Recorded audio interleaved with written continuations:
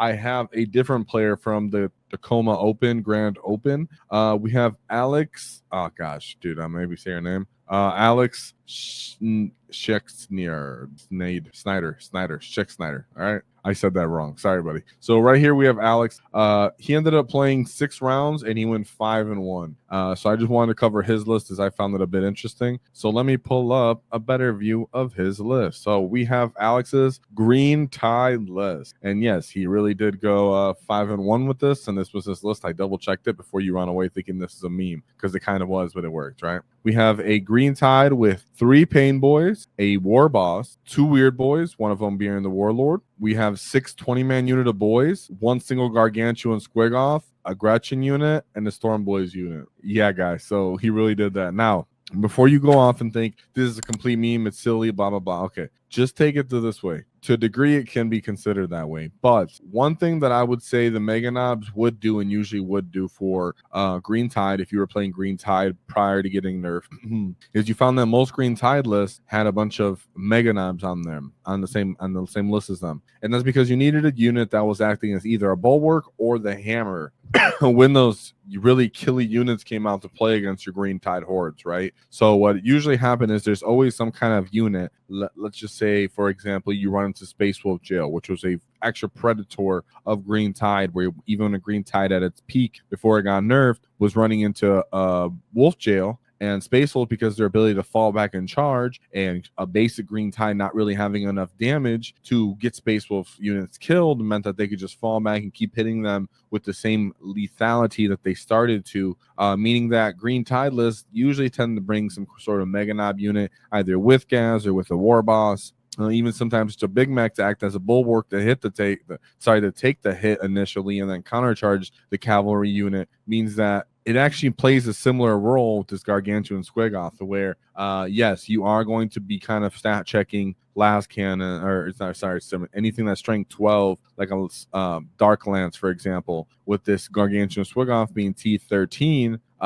So it does kind of break some kind of thresholds there where you do have to do one that on 5s. And in that case, where people are just coming into melee, you can actually screen your Gargantuan Squiggoth with Green Boys, just straight up boy units, stop them from getting hit, let's say from something that's really devastating. So maybe something that wants to get within charge first into it. You can actually use boys to screen it, or you can use the Gargantuan Squiggoth to really clean off something that's really devastating and durable on an objective while the boys kind of keep playing the mission. So even though it looks outrageous when you see this list and you think, was this kind of not real and this guy didn't win, think of it that way, where if you really see the Gargantuan Squiggoth on the list and someone just brings a couple anti-tank weapons, we'll see if there's the potential to get through it, because he did end up 93 here, but how it broke down, so you have players up here end up losing more, but they went more rounds. So he did the best out of, like, one of the best out of this category of people who win 6 rounds. So I really like just how his list played out. Let's take a look at some of his matchups so we can get a look at his win path. That way, if you guys can dust your Gargantuan Squiggoths off, right?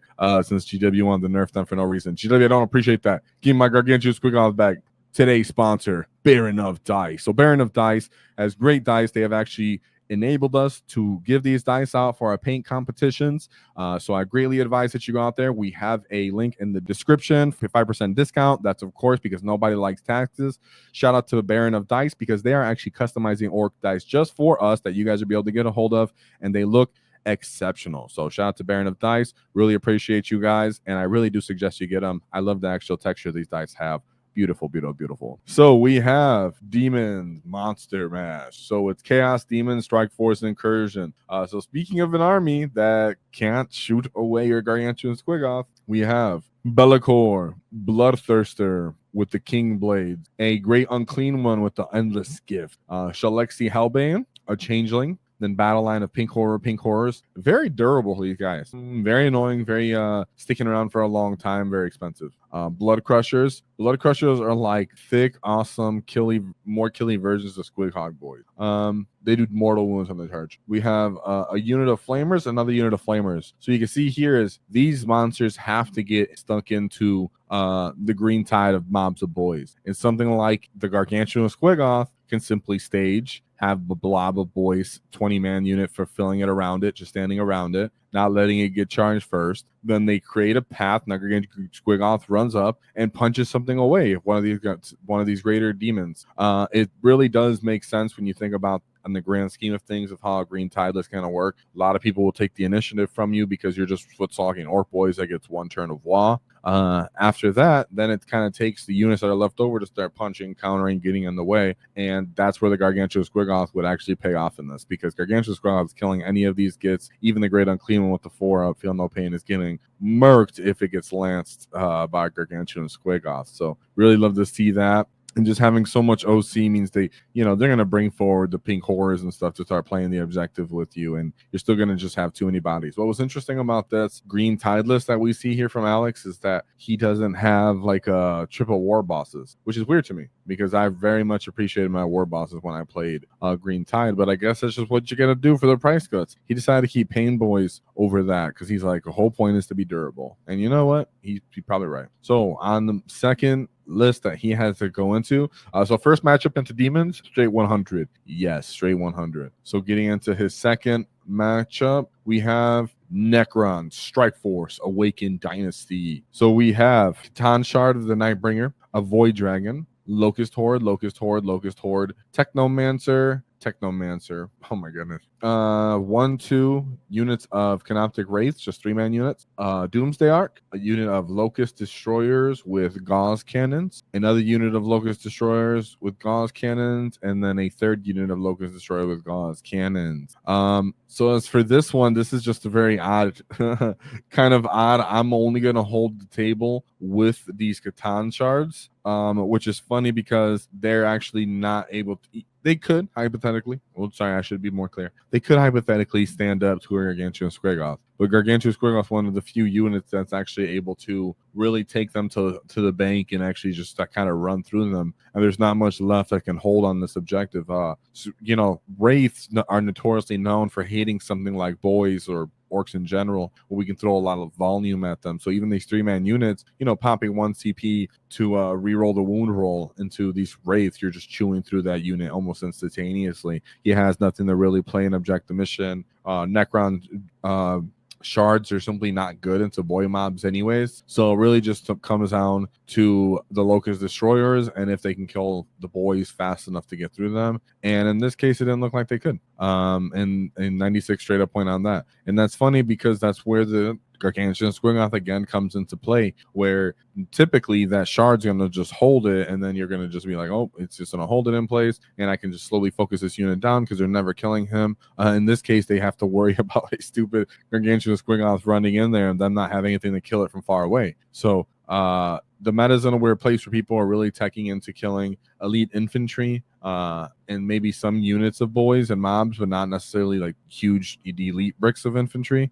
Like I would say you can kill, let's say, Termagons, right? Very easily people could kill T3, but boys being T5 and Invols and 5 of Feel No Pains, it's a lot different. That takes a lot of another enemy army's points to kind of clear up. And it's funny how Green Tide's kind of still working in that way so far against those two matchups, right? But let's see what his third one was, because this one seems to be a little bit closer of a game. Oh, and I'm not surprised why, because it's Adeptus Custodes. So we have 2 Blade Champions, followed by a Shield Captain with Alar's Terminator armor, with From the Halls of Armorous, whatever that means. 1 unit of Custodian Guard, 2 units of Custodian Alar's Terminators, but there's a 3-man unit and a 2-man unit. 2 units of Cladius Grav Tank, 2 5-man units of Wardens, Prosecutor, Witch Seekers, and a Cladius Assassin. This is a well-rounded list. The fact that it has 2 units of Wardens doesn't end up finding the space for the third one, but it still has a nice, efficient unit of the Guardians, followed by some Terminators that are really annoying, small, deep strike threats, and then the Gravis tanks that typically can deal with actual transports and tanks on the typical Ork list. Into Green Tide, though, and that's the thing, these Cladius Grav tanks can actually threaten our Gargantuan Squiggoth, but it's not like they're just straight up killing him. So it's just would be weird how would this would end up being played in the mission. You could just decide I'm going to try to hide it at first, or I'm going to YOLO it right into the middle of the table, draw out some units, try to draw out the 4 up, feel no pain, and then deal with the wardens later. But custodians, notoriously known that the better way to kind of deal with custodians is to not necessarily charge them, but to take the objective and kind of surround them and not let them get where they want to go. Opportunistically charge them or gang up on them, kill them as you can slowly. So yeah. Sorry, as I look into this matchup, I'm just like, Terminators do form a problem, I would say. Having 6 20-man units, though, is a lot of battlefield to take control of. So I really like that as well. This would be a hard matchup. I would like to know the mission for this. As custodians, they do have the volume and combine arms to a certain degree, but they're shooting a little bit, right? Because these Terminators do have blast grenade launchers that get rerolls if you have characters in your unit. So they can put a good amount of volume on there. So respectable win right there. I really appreciate that one. Because custodians do actually have the profiles to kill you and kind of clean you up on that. Gargantuan Squiggoth, Gargantuan Chill P Squiggoth to the Shelix. I can't let you get close. Yeah, pretty much the Gargantuan Squiggoth just punches Hellbane, punches her right off the moon. What weapons did the Boyz units have? They had Choppers and Sluggers. And then for his 4th matchup, now he did end up losing this one. And it was to the Thousand Sons. So Thousand Sons are known for just notorious single damage output. And in this case, it does tend to being enough for Green Tide. And he definitely is enough to kill Gargantuan Squiggoth, sadly. So he did have some weird tech pieces on here that I wanted to talk about. So let's take a look at this Thousand Sons player list. He had an Aruman, an Infernal Master with the Ethanol Scrolls, Magnus the Red, Thousand Sons Demon Prince with the Lord of the Forbidden Lore, and then a Thousand Sons Sorcerer and Terminator armor. Now, I wanted to just take a quick look at the Thousand Sons Demon Prince because he's really not that common. But why did it actually kind of matter in this matchup? Other than his profile, which is a typical Demon Prince profile, we're going to look at his ability, which is the Weave of Fate. Once per battle, at the start of any phase, you can select one friendly Rubric Marine or Scarab Occult Terminator unit within 6 of this model. Until the end of the phase, weapons, equipment, models in this unit have precision ability. So you can essentially just give precision ability to your brick of Terminators, which would be devastating if you really wanted to like handicap any of these units with the painboys, if you really wanted to get stuck into those as well. So that's something that definitely needs to be taken into consideration. So and I want to just point that out. But that's really what he really does. He also gives stealth to the unit too, and then he's just a Demon Prince. There's that. So he has 1 brick of Rubric Marines followed by a 5-man unit, so really not that many because he does have the big brick of 10 Terminators, 1 Rhino, 1 Cultist unit, 2 Cultist unit, 3 Cultist unit, and then a Zangorn Enlightened unit. So a bit off the wall version of Thousand Sons, even more the elite than usual because you have Magnus Thor and a Terminator brick, so that's pretty much just two units that are 1,000 points for them at that point. A lot of investment there in that sort of matchup, but they do have the offense and the precision probably catch you off guard and kill a bit of your characters when you really don't want them to die. And they can straight up kill like Gargantuan Squiggoth. That's one of the units that is just taking the advantage of him faster than him, throw damage to him, kill him at will almost when they want to. So he that's one of the stat checks that he doesn't pass. That's why I would say the Gargantuan Squiggoth is good to bring.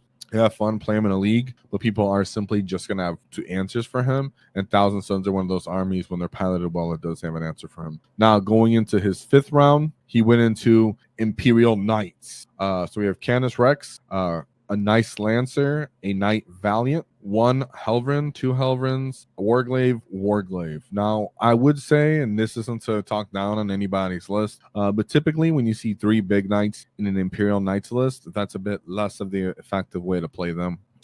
Simply a Canis Rex and a Valiant usually is just enough right there. And then you can just spend more on the smaller knights. That way you continue to play the mission. Less focus firing ability and throttling capability, which is what armies are kind of good at in the meta right now as a whole. So in this case, you do have to you can just swarm. Knights just don't have the volume. I know they have sweep attacks. Typically doesn't work out. Boys have the invulns. Auto cannons, kind of similar manner. Canis Rex can go off and he can devastate something like Gargantuan Squiggoth, but simply knowing that he can come up to the field and come up to play with them means the Knights just kind of slowly get whittled down, lose on the mission, scoring capabilities as they start dying. 3 knights isn't typically the hardest of the matchup for the orc player. Just I would say try to keep the Gargantuan Squiggoth alive long enough that we can keep their respect. That's really what you want to do, is keep the knight player's respect, because if you just go through with everything, then he can really chew through you. And then for his 6th and final matchup, he went into Adeptus Custodes again. So we have a blade champion, shield captain with a large Terminator armor, 2 custodian guard and a large Terminator brick, 2 grav tanks, prosecutors, 2 units of Venatati for that free rapid ingress, and then Witch Seekers followed by Cladius Assassin. Cladius Assassin still making his rounds around here, boys. You see this? And it's important for orc players to realize that custodians are for sure bringing these Cladius Assassin grav tanks against, right? When they don't bring them, it's a big factor. We can start using our transports against them, and it kind of takes to our advantage. But when they do bring them, it's we have to play a little different, because now we don't have the transports to take advantage of them, but they don't have as many points to front load to us, right? That could be 430 points of custodian guard or something, and instead it's not. So it's pros and cons here, but those little choices do make difference in those kind of matchups that we start to play the custodian unit out. And going into Green Tide, I mean, that's a bit of you do hope that volume does kill them, and it really can. And the grav tanks can just straight up bounce off the Gargantuan Squiggoth or kill, distract them, whatever it may be. And then in that game, he got 93 points win up there. So sometimes the dice go your way, and I want to think right there, and that probably add the dice went a little bit Alex's way, and I like to see that. So shout out to Alex for getting 5-1 at the Tacoma Open. And he had a great list with his Green Tide, making Green Tide having a comeback, using Gargantuan Squiggoth to act as his anvil and his hammer. So we just see very simple list right before we get off it is 3 painboys, a war boss, 2 weirdboyz, 6 20-man units of boys, followed by Gargantuan Squiggoth, only 1 unit of Gretchen, and only 1 unit of Stormboy. So unusual Green Tide list, but it's very nice to see that there was a return of the Green Tide. If you enjoyed the clip, check out the full video here. If you'd like to see more tactics, click here. Let's get stuck in, lads!